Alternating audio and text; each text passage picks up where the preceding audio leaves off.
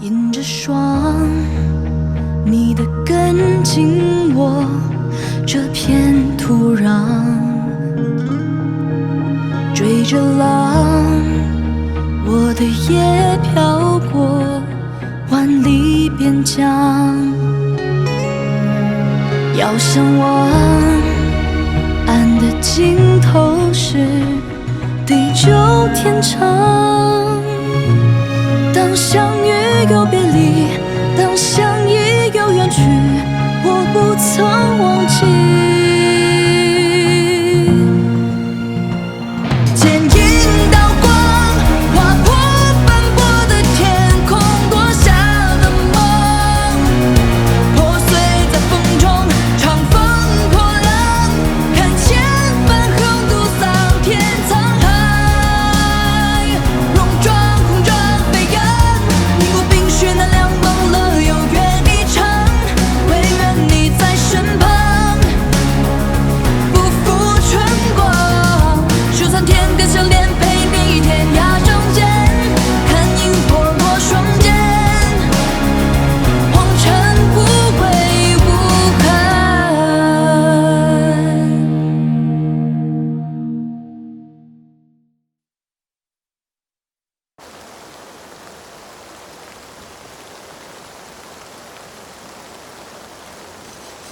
17，报告，老朱，怎么了？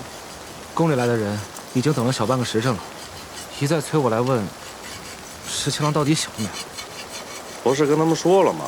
秦王殿下生病了，病得很重，起不来床。可是，老包，你去吧，长二不会撒谎，怕他被人三言两语就说露馅儿。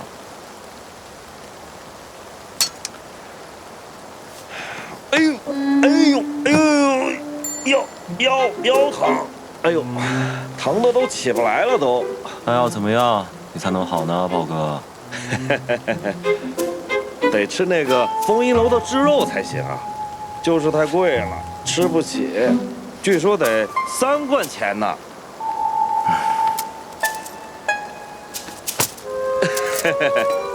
得嘞，秦王殿下，我保管把那帮内侍给打发走，绝不让他们来滋扰殿下。哎，把伞给我。哼。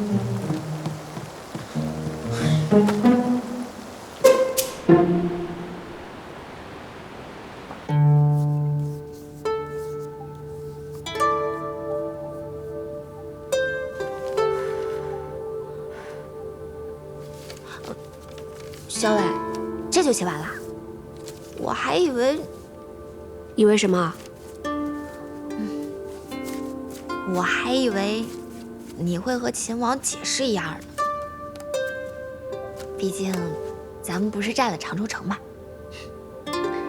李逆让我来救人，我就得来救人吗？我可是冲着长州城来的，否则怎么对得起咱们崔家军将士？再说了，他就凭着这一纸书信，就支持起我崔家军来，我难道不应该自取酬劳吗？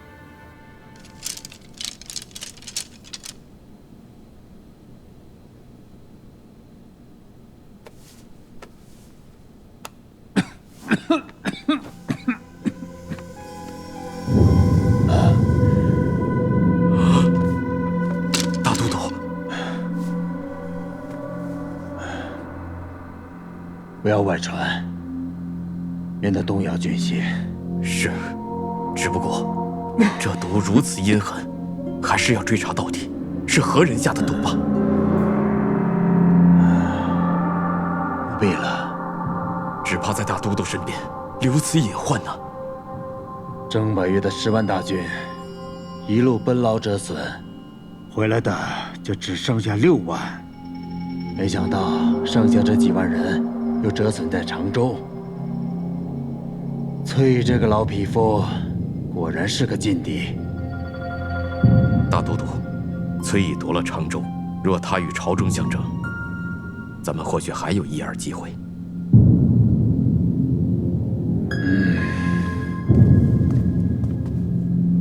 朝中唯有李逆可以和崔乙一战。我看这次崔乙南下，八成就是李逆的主意。没想到我孙某竟然落到如此田地。为今之计，只有坚守潼关，尽快的把太孙李玄泽抓到，才能破局。是，一连数日，这个李逆就是不肯领旨。这个逆子，他就是要生生气死朕。再拖上几日，崔家的人就要打到西长京来了。父皇，如今崔家已经占据常州，只要他们愿意，随时可以攻克儋州和泸州。情况如此危急，李逆却抗旨不遵，不以大局为重，理应重罚。罚！你就知道罚！要是把秦王罚了，你去领兵啊？你行吗？大哥，大哥，哎呀，父皇的话千万别往心里去，父皇对大哥也是爱之深，责之切呀。三弟也是，平日里素来识大体，怎么突然之间就闹起脾气来了？这你都看不出来吗？这是李逆有意而为之，他在借机让父皇迁怒于我呀。大哥，前几日我去三弟府上，本想着当一回说客，想着若是能劝动三弟的话，此事便了结了。但三弟对我也是丝毫不留情面。我劝你还是莫要再去碰钉子了，自取其辱。大哥。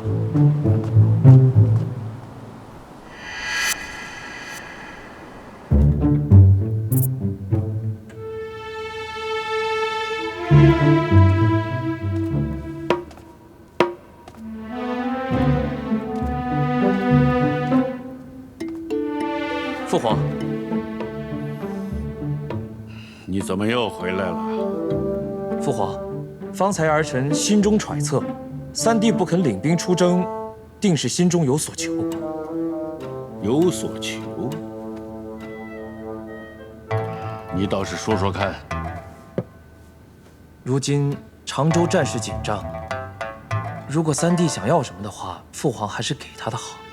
那你替朕去问问他到底要什么。儿臣当然不能直接问，如果直接问的话，三弟一定会兜圈子，不肯明说。混账东西！我是他老子，他想干嘛我还不能问了？父皇请放心，儿臣一定全力打探，规劝三弟领兵出征。还是来儿好啊，能明白朕的心意。你那个大哥是个莽撞人，一点儿都指望不上啊。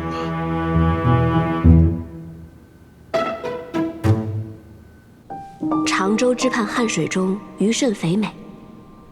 周者每捕鲜鱼入城卖之，制之甚鲜。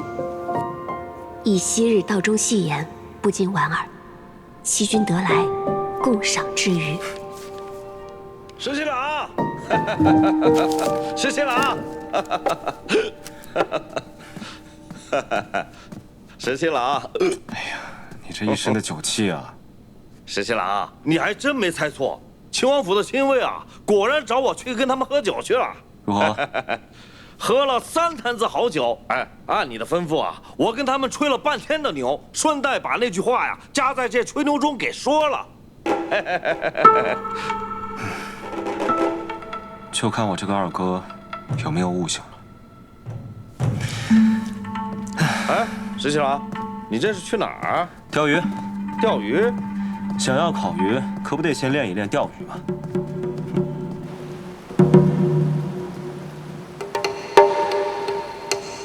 这地儿哪来这么多水呀？秦王殿下，小心脚下。无碍无碍。三弟，三弟，二哥，你怎么来了？三弟，我来看望你了，身子好些了吗？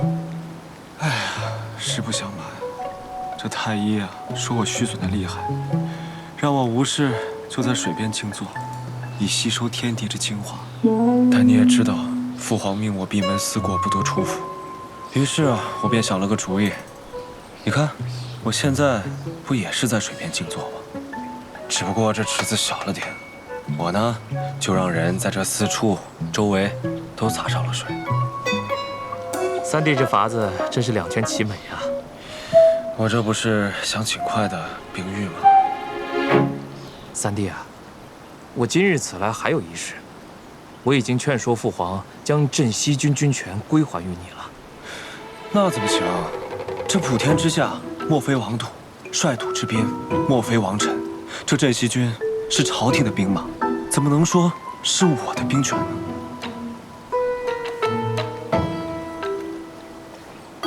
三弟，如今这常州已经被崔乙占据了，孙敬又盘踞在潼关，西长京是岌岌可危啊！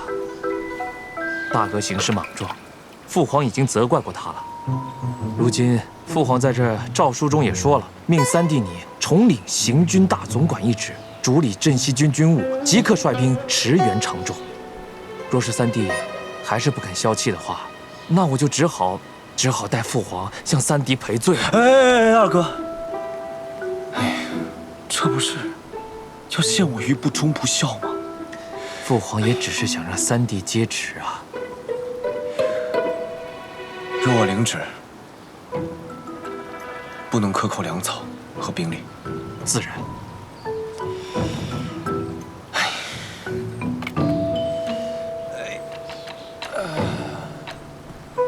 虽然这病体难治，但是二哥如此恳切，这父皇又殷殷期盼，那我就只好勉为其难的接受吧。三弟深明大义啊！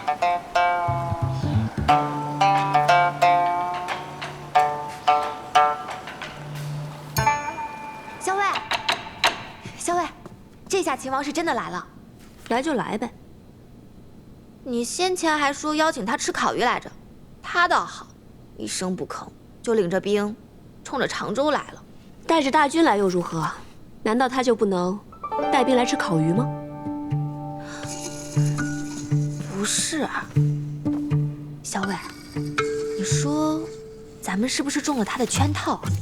你看，他先是写信啊，指使我们去替他给小裴将军解围，又顺便歼灭了孙敬征百越的大军。哎，可这一转眼，他自己倒是领着兵冲着常州来了。李逆要是真有本事，那就把这常州城再抢回去。来看一下，都攒这么多了，加上上次凑的，我觉得怎么着也有20两。太好了，终于可以把秦娘子和小喜儿从戏班子里赎出来了。太好了！要不说宁为太平犬，莫为乱世人。你们说这兵荒马乱的打仗，有多少人活不下去了？就那秦娘子，卖艺几年还落得一身债，班主非得逼她做暗娼，还要把她闺女卖给老鸨。要不是遇见咱们，可不就带着闺女一块投水了吗？救人一役，咱们从明代山寨起事，投奔镇西军，跟随石七郎打仗，为的是什么？不就是想平定乱世之后，让更多穷苦的人过上好日子吗？对不对？老二说的对，二哥说的对，二哥说的对。我询问一下，再想点法子，弄点钱，救人救到底啊！这个一定要把秦娘子和喜儿安置好。好，没错，好，干了！来干！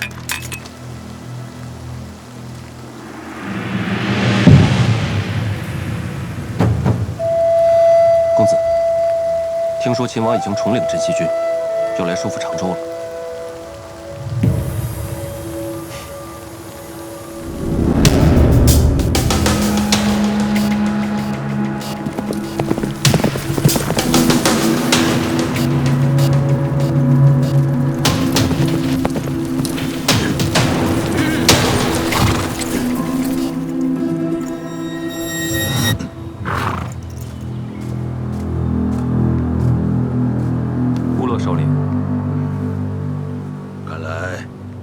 身体已经完全好了。是。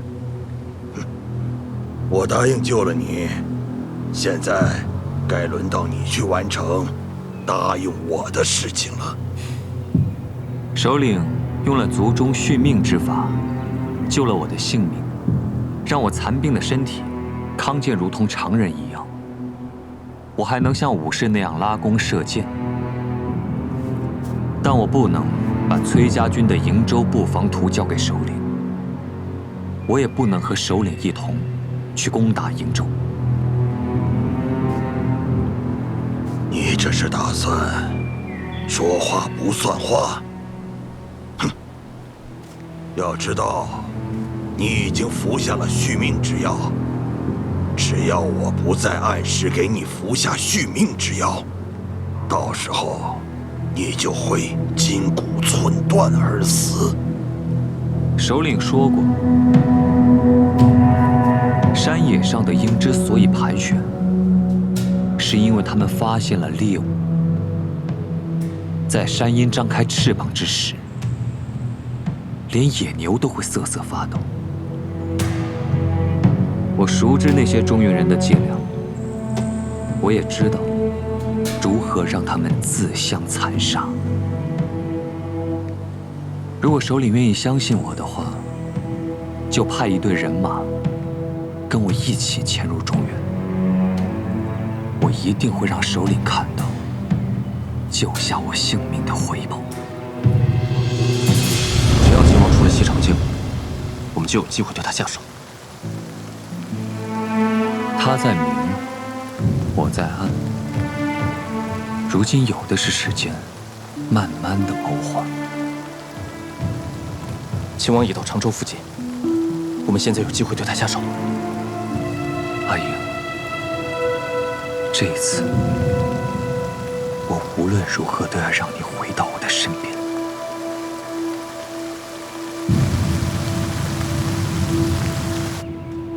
大将军，来，喝药啦。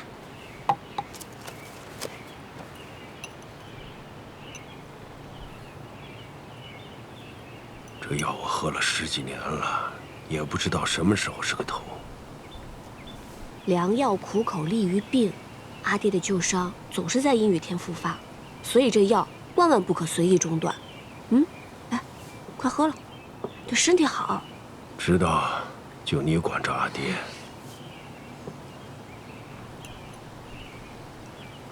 听说皇帝让李逆领兵直奔着常州。常州易守难攻，他就算来又如何？难道阿爹还怕他不成？丑话说在前头啊，这回与秦王沙场对阵，我可不会手下留情。阿爹千万不要手下留情，这个李逆年少轻狂，总要让他知道我阿爹的厉害才是。那是。您好，二位请慢走。小伟，这个唐敏家的玫瑰荔枝樱花酪真是好看，你看，像朵花一样，名字也好听。你呀，小馋猫一个，味道真好。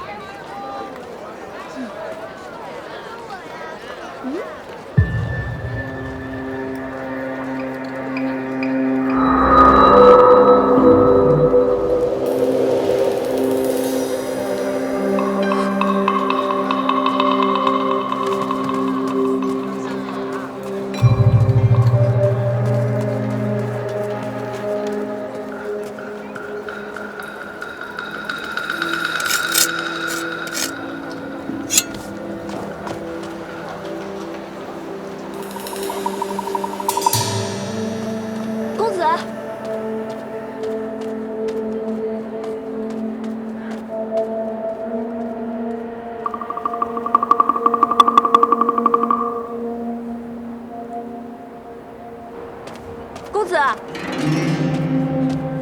公子，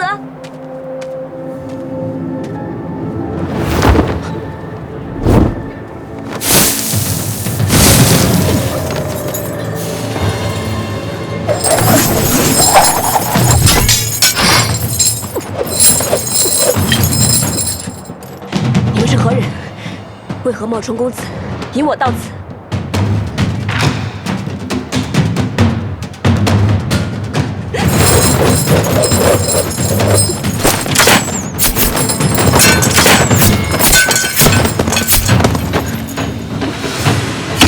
别生他！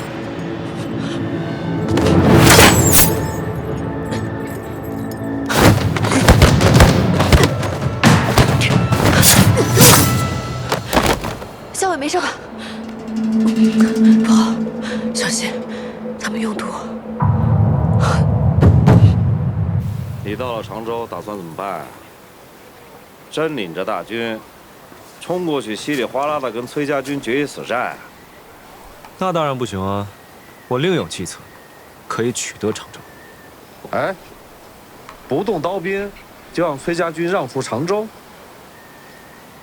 你说这个何校尉吧，半点亏都不肯吃。你写信让他去救小裴将军，他倒是真出兵救人了，可顺道把常州给占了，这也算得太精了吧？我说石七郎啊，你以后啊，肯定怕老婆，你算不过他。说正事儿行吗？这还不是正事儿。将军，飞鸽传信。哟，这鸽子怎么找到你的啊？哼，挺难驯的。嘿嘿嘿嘿。世上无难事，只怕有心人。哎，你说这鸽子肉是不是挺好吃的呀？嘿嘿嘿嘿。我就是一糙人，吃那个丰一楼的炙肉就行了。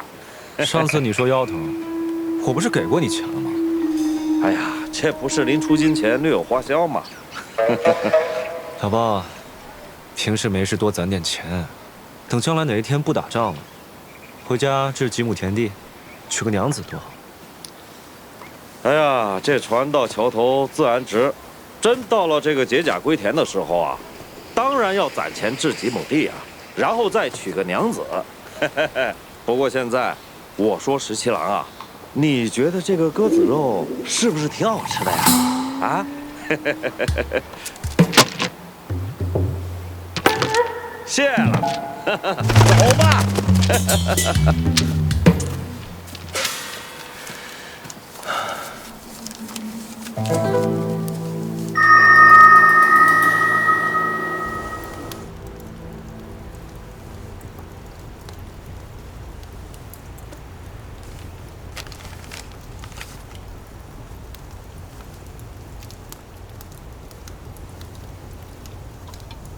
公子，别饮酒了，夜半饮酒伤身体。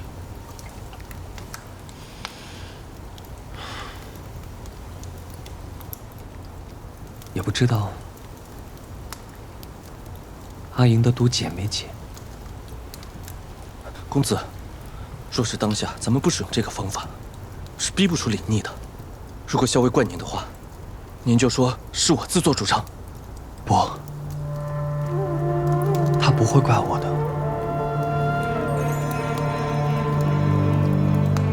因为阿英马上就要嫁给我了，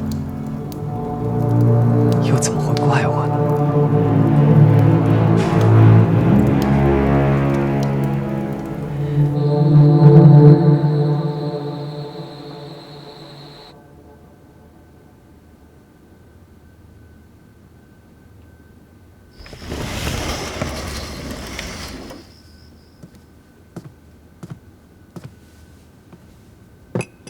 甜汤这么快就好了吗？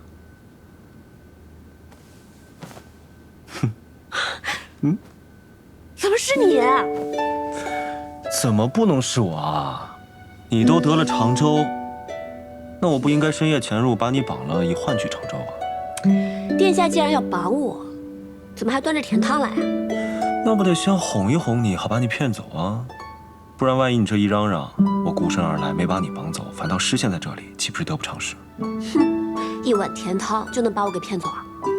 再说了，这汤又不是你炖的，明明是桃子炖的，半点诚意都没有。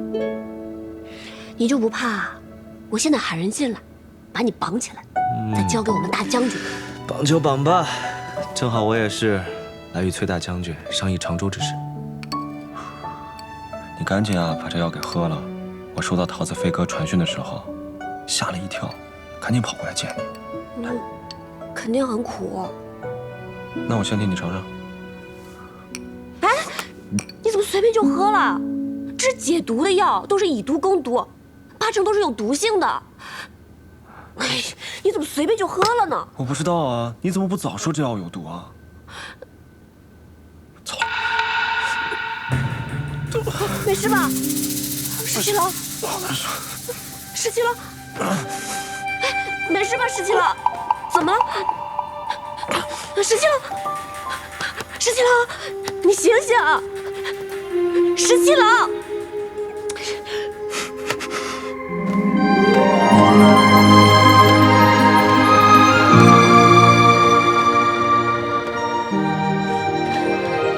怎么样，不苦吧？你竟然敢戏弄我！我哪敢啊！我就帮你尝尝这药苦不苦，不苦吧？不信啊？那你再尝一尝。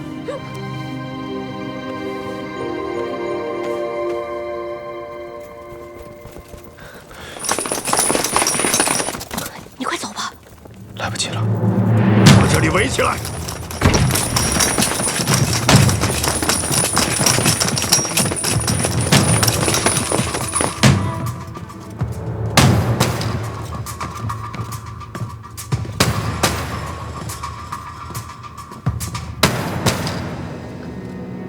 秦王殿下，竟敢夜入常州，擅闯我崔家军将军府。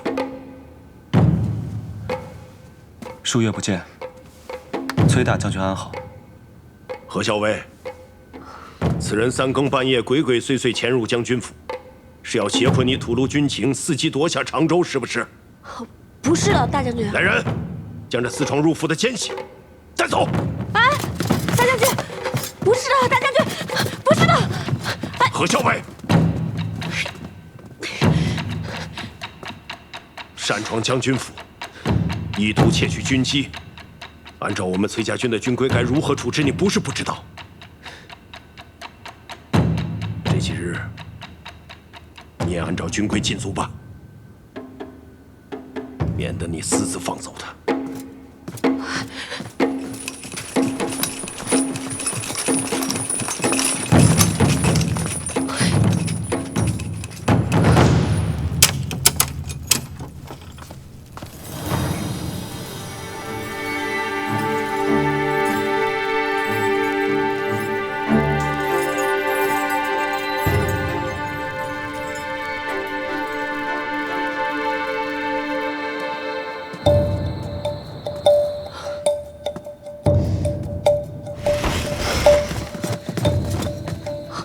桃子，你怎么来了？外面怎么样？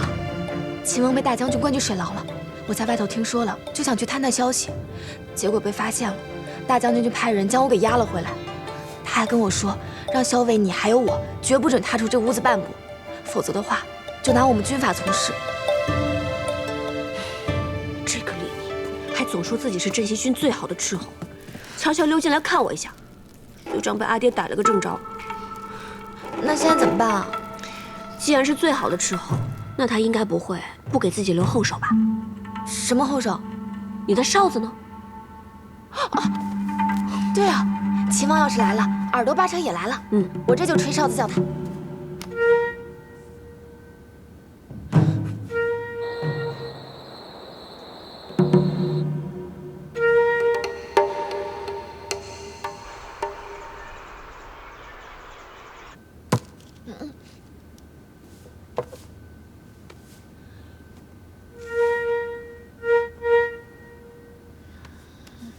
小伟，天都已经亮了，可耳朵都没来。齐王不会是自己一个人来的吧？不会，谢长儿一定来了。讨厌！校尉，桃子，送早饭了。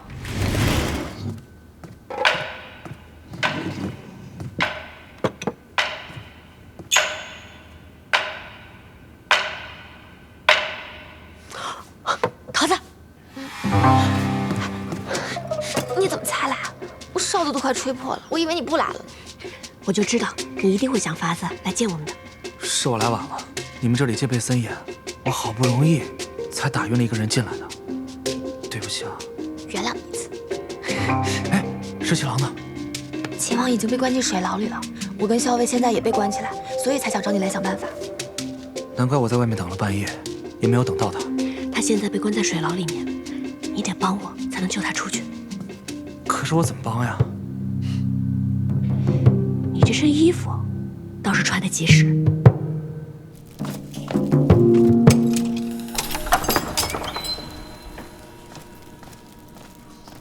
啊，哼，你说你个奸细，上头竟然还给你送早饭，要我看呢，就该饿你2天。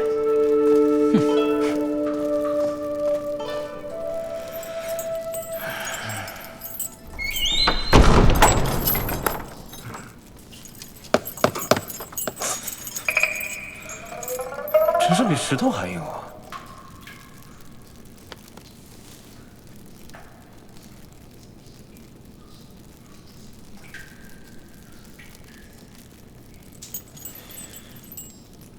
唉，不知道我被困在这里，你担不担心我？不知道你有没有按时吃药？你说你爹那么凶，干脆等我逃出去，我就带着你私奔，好不好？好啊。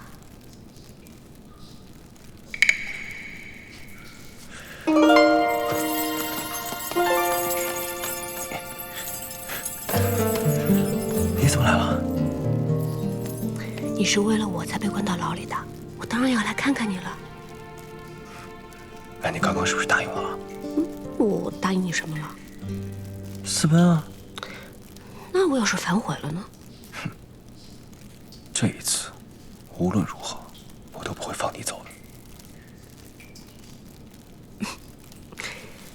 好了，既然看到你是活蹦乱跳的，那我就不担心了。你就在这牢里面好好的待着，等我阿爹消了气，自然会放你出来的。你真走啊？不是在开玩笑吧？我真走了。喂，小兵！喂！哎，刚才那个人是谁啊？怎么看着那么眼熟？大将军的亲卫，咱们看着能不眼熟吗？啊，这么年轻就当上大将军的亲卫了？唉，真走了。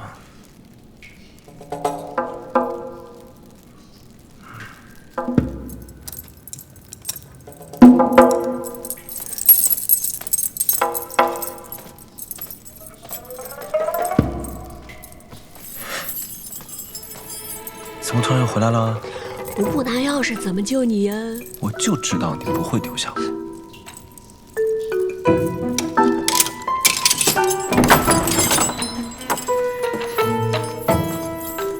咱们快点走，阿爹不让我踏出房门半步，我是实际掏出来的，估计瞒不了多久。走。这些钥匙都不在牢里，8成是被我阿爹亲自拿着的，而且有这些镣铐，咱们才好逃出去。走。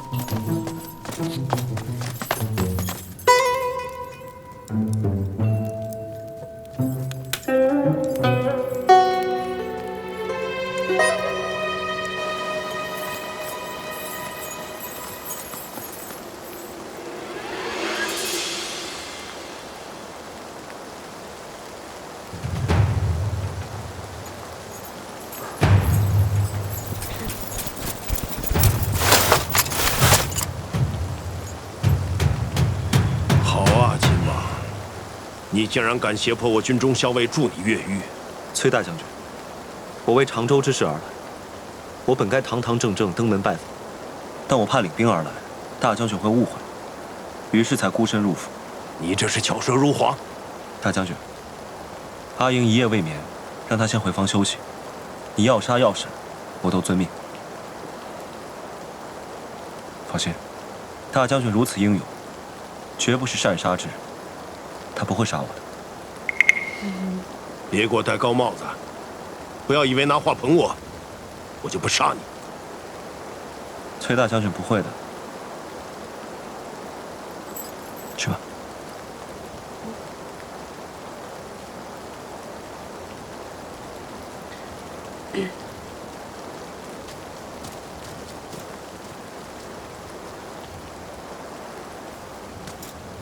你喜欢我女儿？是。大将军，李逆心仪崔小姐已久，还望大将军能够成全。你若真的喜欢阿英，我也不是不能成全你。真的吗？但你要答应我一件事，只要不违背忠义二字，我李逆上刀山下火海，必为大将军做到。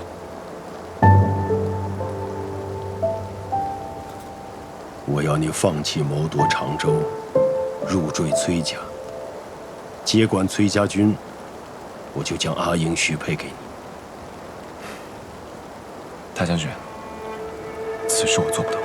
你是担心入赘崔家，堕了你的威名？大将军何必明知而故问呢？君为臣纲，父为子纲，身为陛下的儿子，我若是入赘了崔家，那就是背弃君父。而崔家竟以皇子为赘婿，朝中上下必然会视作对陛下的羞辱，逐辱臣死。那么朝中也必定会主张征灭崔家军，届时天下又陷入延绵战火之中，是为不忠于国，不孝于父，恕李逆难以做到。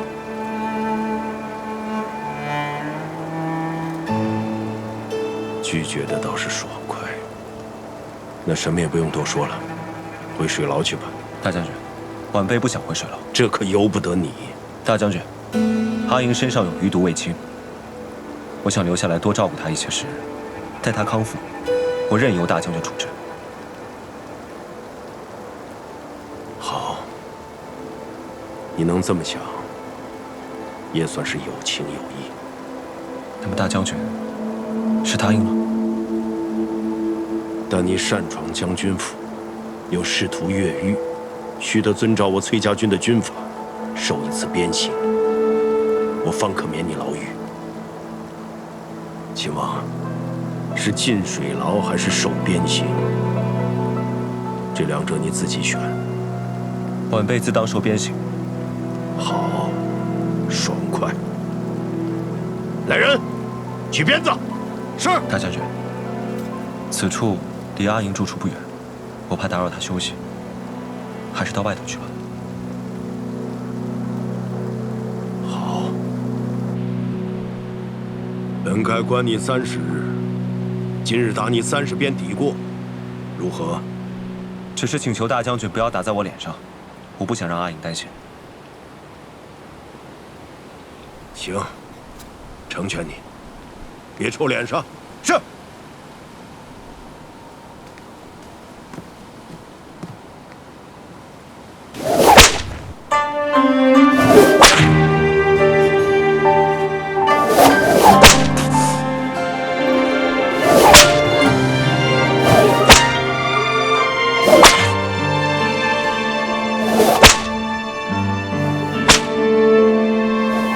如果忘了流年烟火，等回忆碎了沉默，若在你心上的斑驳，那牵扯是我难舍。如果思念不曾遗落，却念着回到最初一刻，宿命曾有过的温热，多想为你留着。小子，骨头还挺硬。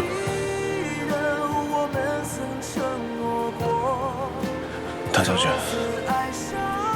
还请赐我一身衣物，免得被阿莹看出来。行，成全你。多谢。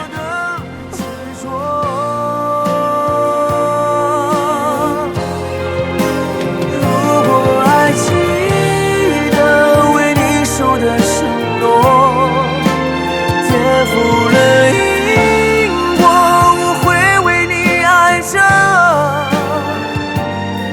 心愿为了你割舍，一直等着你回应我。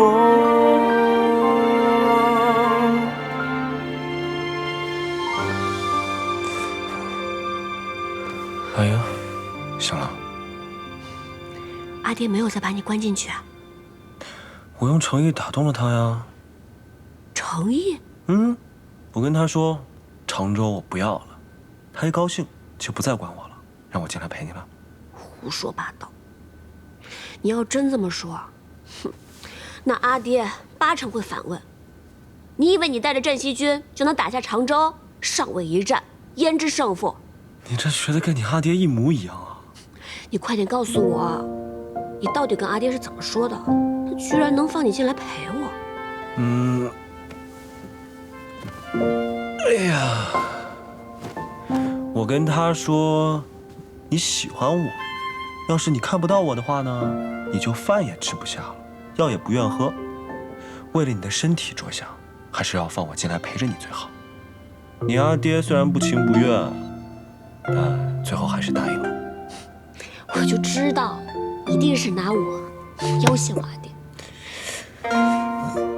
怎么了？没什么。受伤了吗？没有。你给我看看。你是受伤了吗？没有啊。不对，你把衣服解开。你一个姑娘家怎么能让人解开衣服呢？你不解，我让人把你绑起来，我自己解。不解不解。吃不吃东西？我给你弄东西吃。你解开！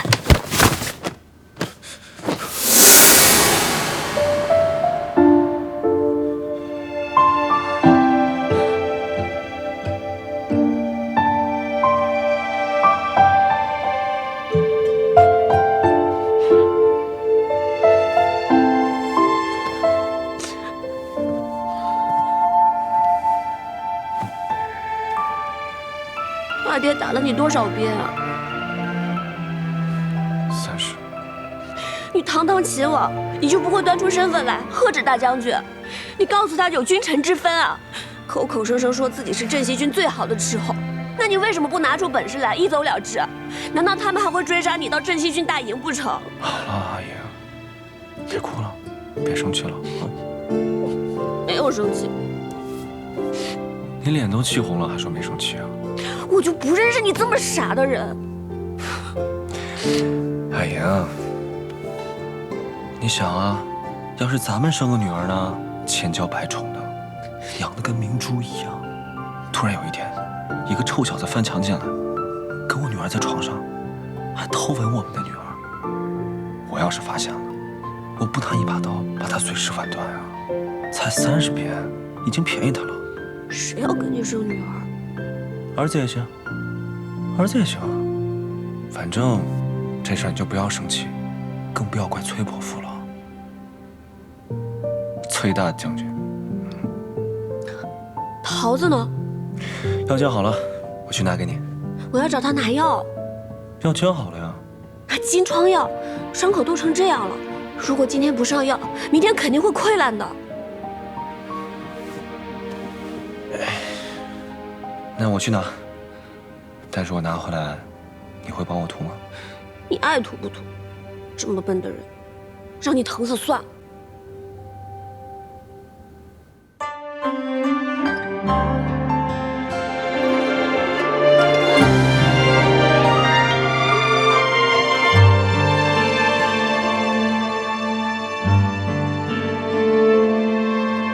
如果忘了流年萤火，等回忆碎了沉默，若在你心上的斑驳，那牵扯是我难舍。如果思念不曾遗落，眷念着回到最初一刻，宿命曾有过的温热，多想为你留着。如果爱记得我们曾承诺过，从此爱上我也要为你活着，沿着记忆的轮廓，等待是我的执着。